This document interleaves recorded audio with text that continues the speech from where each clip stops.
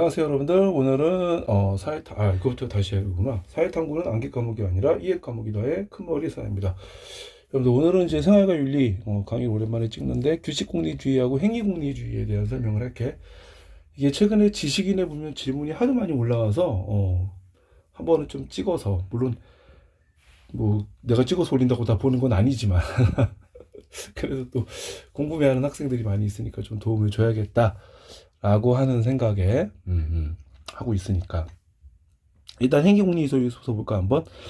여러분들이 이제 궁금하게 생각하는 게, 뭐 행위공리주의가 뭐냐, 이게 고전적 공리주의야. 고전적 공리주의. 됐어요 여러분들? 그래서 고전적 공리주의라고 하는 건 뭐냐면, 벤담과 미래 공리주의를 우리가 뭐라 그래요 여러분들? 바로 고전적 공리주의라 그래. 알았어? 그래서 행위공리주의와 고전적 공리주의는 같은 거고, 벤담과 미래 공리주의를 우리가 행위공리주의라고 한다. 그러면 규칙공리주의는 뭐냐? 이건 이제 우리가 현대적 공리주의라고 얘기를 하겠지. 현대적 공리주의.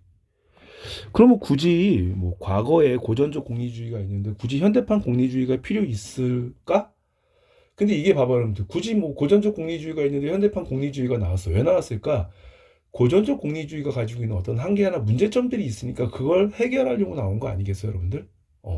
그러면 여러분들은 당연히 현대판 규칙 공리주의, 그러니까 현대 규칙 공리주의가 뭔지를 이해하기 위해서는 당연히 뭐 여러분들, 행위 공리주의가 가지고 있는 문제점과 한계를 알아야 되는 거야.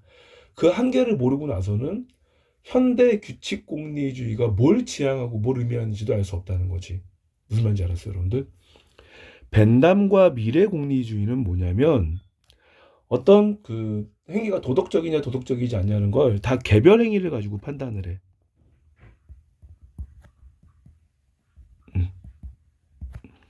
그러니까 이거 어떻게 하냐면, 잘 봐. 예를 들어서 내가 이제 뭐 지금 내가 코로나에 증상 이제 며칠째 계속 감염이 돼서 증상이 나타나는데, 그냥 코로나의 감염이라고 내가 예를 들게. 코로나의 감염을 예를 들 때, 코로나는, 그러니까 즉 뭐 갑이란 A라는 사람이 코로나에 걸릴 수도 있고, B라는 사람이 코로나에 감염이 될 수도 있고, C라고 하는 사람이 코로나에 감염이 될 수도 있어.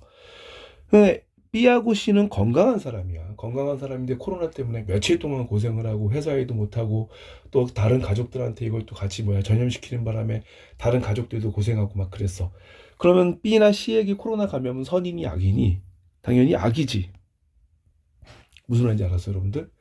근데 A는 평소에도 조금 건강에 자신이 없던 사람이야. 그 건강에 자신이 없더라도 그냥 사는데 큰 지장이 없으니까 그냥 저냥 살았지.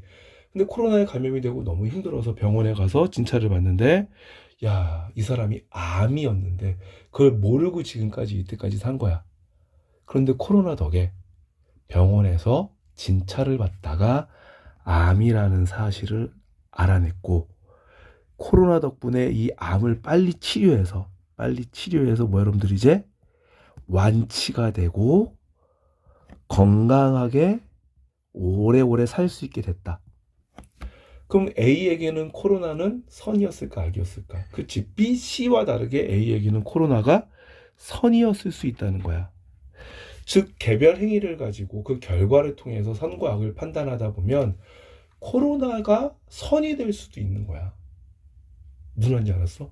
이런 식이면 어떤 거짓말은 선이 되기도 하고, 또 심지어 어떤 성추행이나 성폭행 또는 살인은 선이 될 수도 있어. 무슨 말인지 알았어 여러분들? 이해돼? 그러니까 대부분 사람들에게 코로나는 나쁜 거야, 이게 우리가 일반적으로 가지고 있는 도덕적 직관이고, 살인은 나쁜 거야, 이것들이 일반적으로 가지고 있는 도덕적 직관.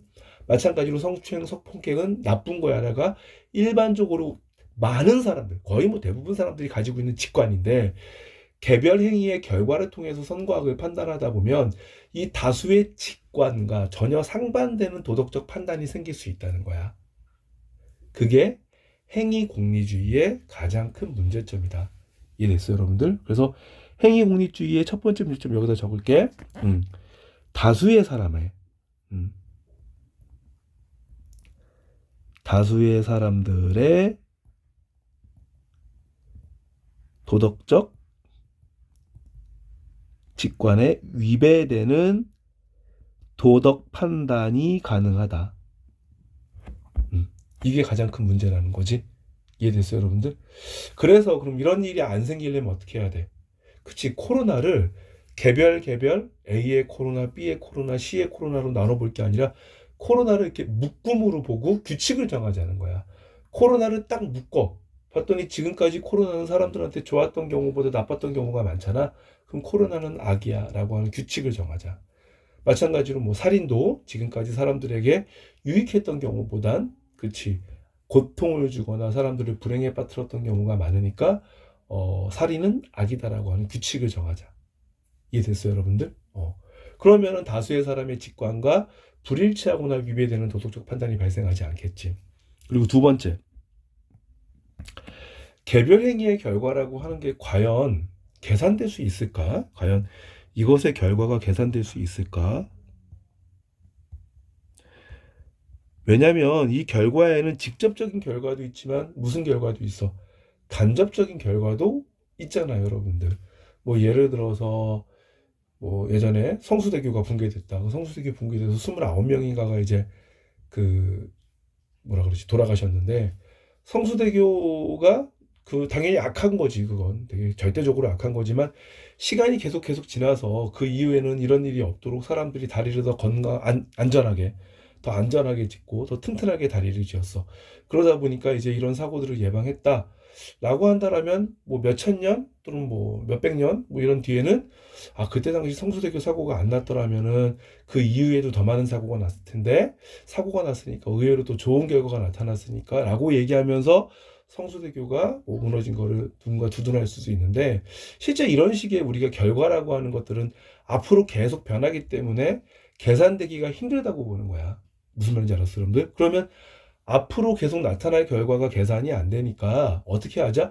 지금까지 나타난 결과, 현 시점까지의 결과를 가지고 규칙을 정해서 미래에도 적용하자는 거야. 무슨 말인지 알았어요, 여러분들?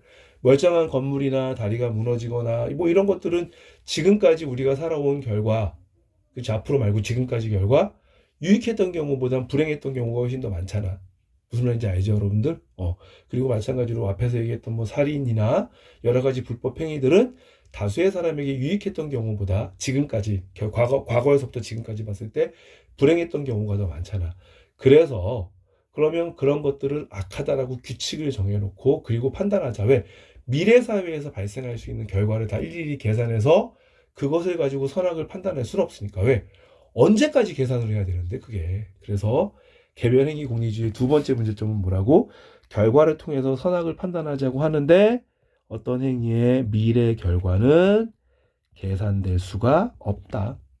그래서 요 두 가지를 한계라고 보고, 이 두 가지 한계를 극복하기 위해서 과거로부터 지금까지 행위들의 유용성, 이것이 얼마나 지금까지 유익했느냐 아니면 유익하지 않았느냐, 이런 어떤 유용성의 원리에 따라서 규칙을 적용하자는 거야.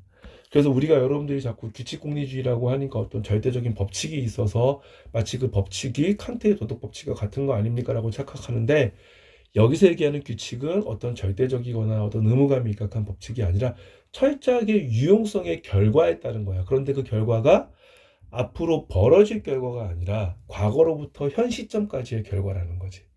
이해됐어요, 여러분들? 그래서 과거로부터 현 시점까지의 어떤 결과들을 통해서 유용성의 원리에 따라 규칙을 적용하고 이것을 도덕 판단의 뭘로 삼자? 기준으로 삼자.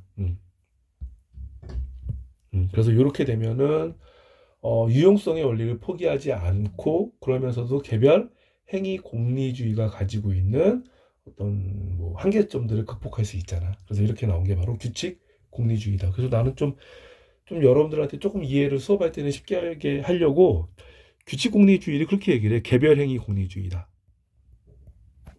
그리고 규칙 공리주의는 행위 묶음 공리주의다.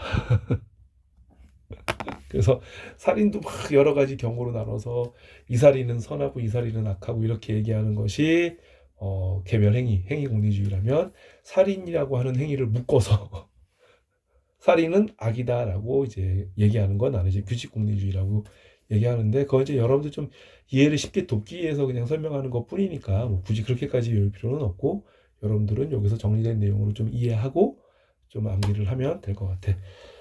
여기까지 뭐 짧은 수업이긴 하지만 뭐 도움이 되기를 바라면서 끝낼게. 수고했다. 안녕.